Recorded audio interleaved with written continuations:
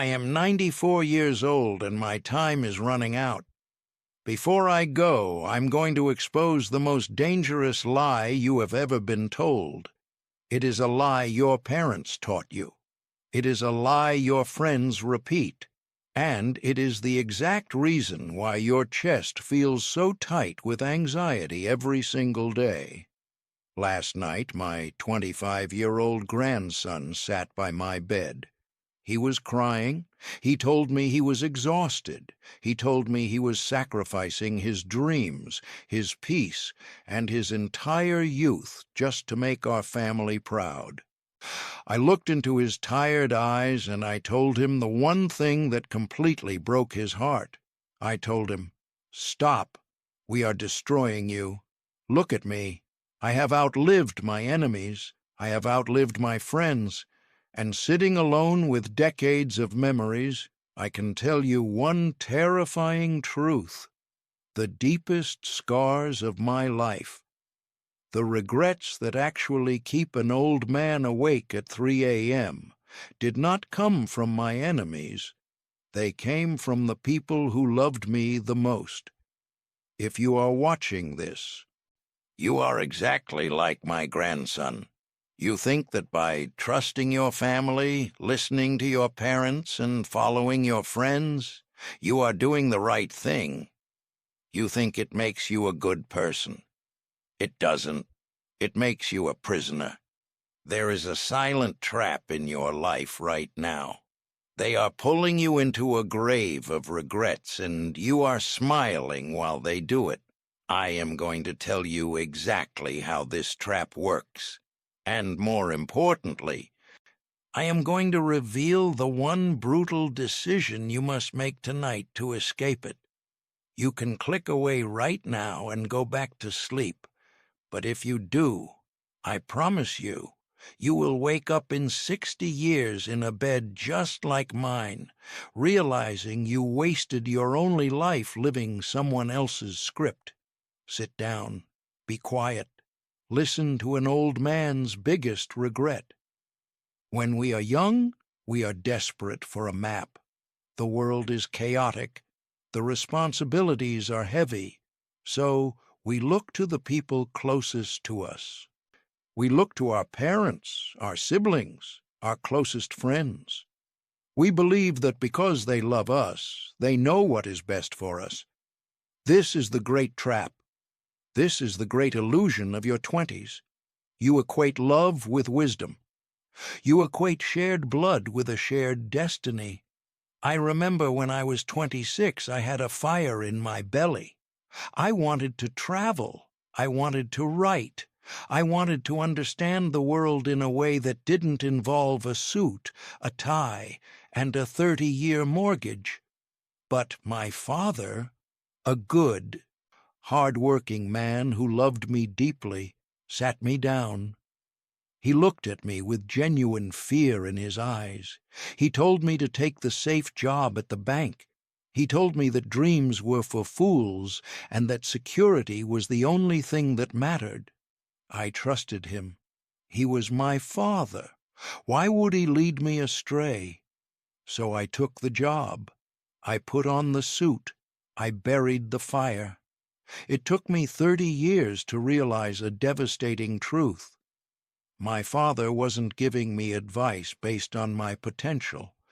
He was giving me advice based on his fears. He had grown up in poverty. He was terrified of the cold. He was terrified of hunger.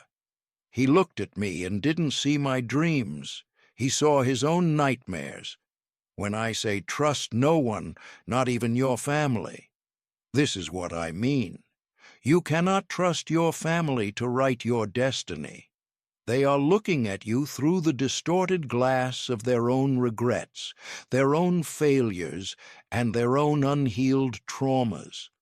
When your mother tells you to marry a certain type of person, she is speaking from her own heartbreak. When your brother mocks your new business idea, he is speaking from his own cowardice. They will clip your wings and call it keeping you safe. You trust them because it feels comfortable. It is so much easier to let someone else make the hard choices. It is easier to fail doing what your parents told you to do than to fail doing what your soul demanded you to do. Because if you follow their path and fail, you can blame them. But regret is a solitary emotion. When you are lying in bed at 85 staring at the ceiling, your parents will be gone. Your friends will be busy. You will be alone with the ghost of the person you could have become. You are trusting flawed, frightened mortals to pilot the ship of your life. It is madness. There is a moment in every person's life where the mirror shatters. For me, it happened in my late 40s. It was a cold November afternoon. I was standing at a hospital window. My closest friend, a man I had known since childhood, had just betrayed me in a profound way. Not for money, but for pride.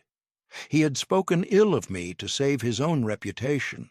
I was devastated. I thought I knew him. I had trusted him with my darkest secrets.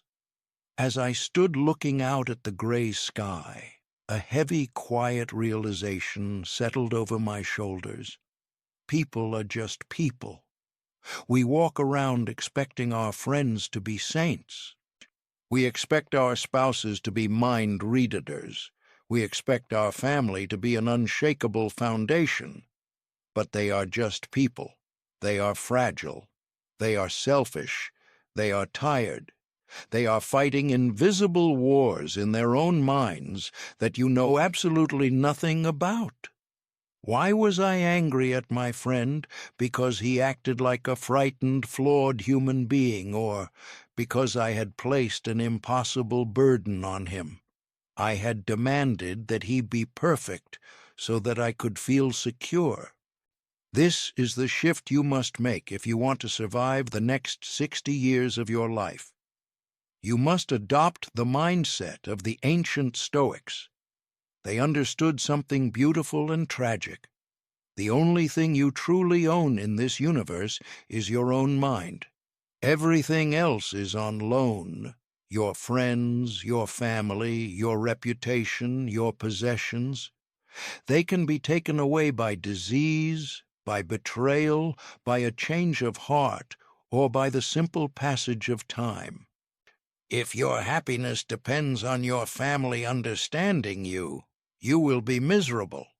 If your peace depends on your friends never letting you down, you will be anxious forever. I stopped trusting others to be my saviors. I stopped trusting them to be my moral compass. I realized that my inner peace had to be a fortress that no one else had the keys to. When you stop trusting people to be perfect, you actually give them a great gift. You give them permission to be human. And ironically, that is when you can truly begin to love them. If you want to navigate this life without suffocating under the weight of regret, there are a few brutal truths you must carve into your heart. Do not just listen to these words. Let them bleed into your bones. Perhaps the hardest lesson to learn is that love does not equal competence. Someone can love you with all their heart and still give you advice that will completely destroy your life. Love is an emotion. It is not a skill. It is not wisdom. Your family loves you, but do they understand the modern world? Do they understand your unique mind? Do they understand the specific pain you carry? No. Do not trust the advice of someone who has not walked the path you wish to walk, no matter how much they love you. Love is beautiful for comfort, but it is a terrible compass for direction.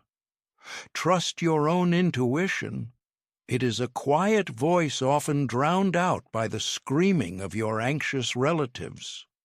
Learn to listen to the silence.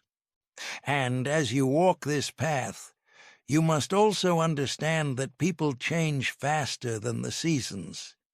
The man you marry at 25 is not the man you will be sitting across from at 50. The best friend you have today will be a completely different biological and psychological entity in 10 years. We trust people assuming they are static. They are not. They are rivers.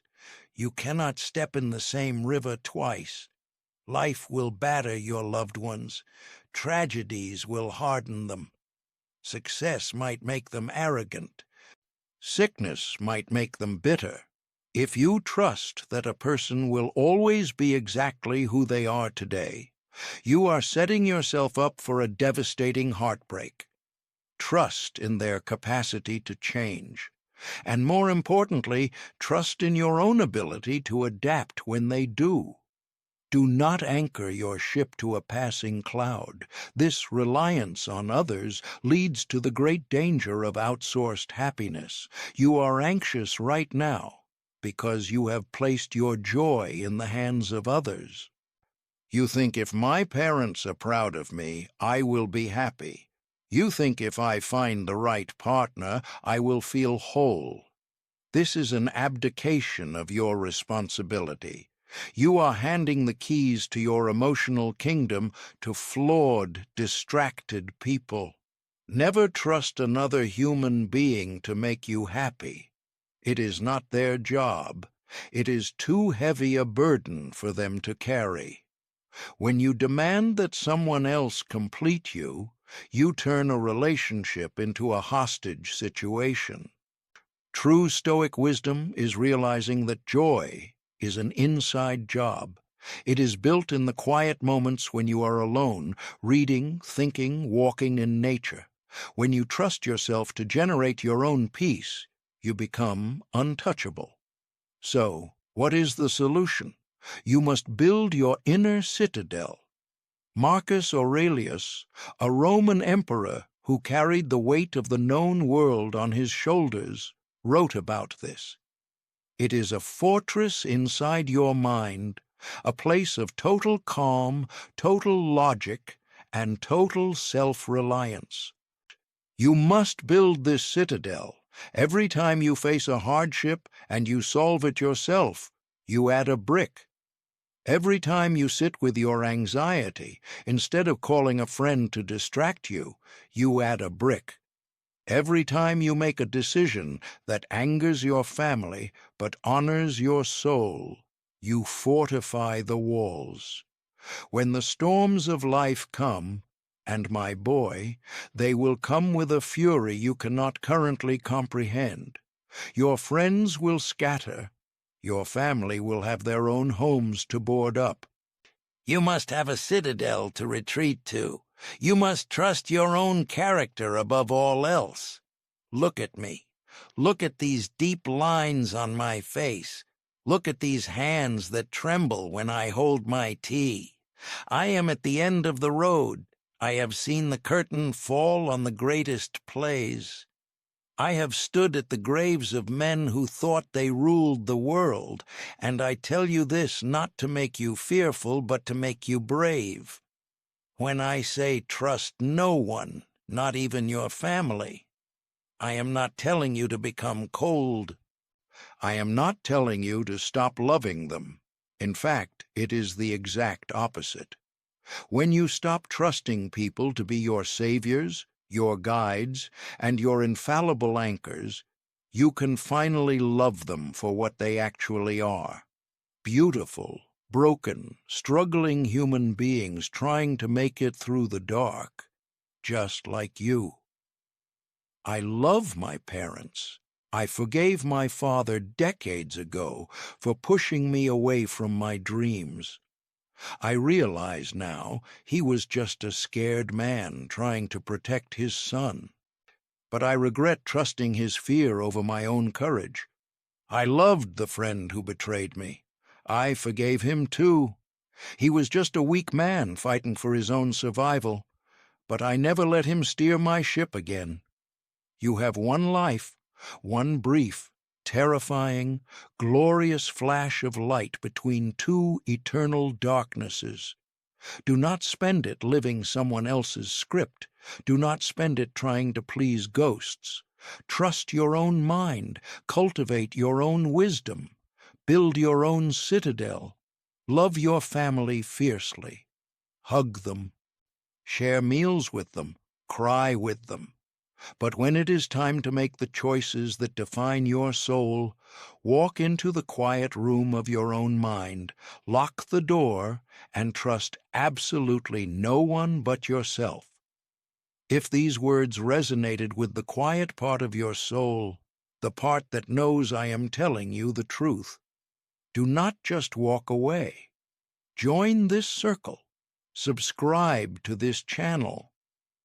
Not because I care about numbers. I am 94. Numbers mean nothing to ghosts. But because in this noisy world, you need a quiet place to be reminded of what is real. We will walk this road together. But remember, the steps are yours to take. Take care of your mind, young one. Time is shorter than you.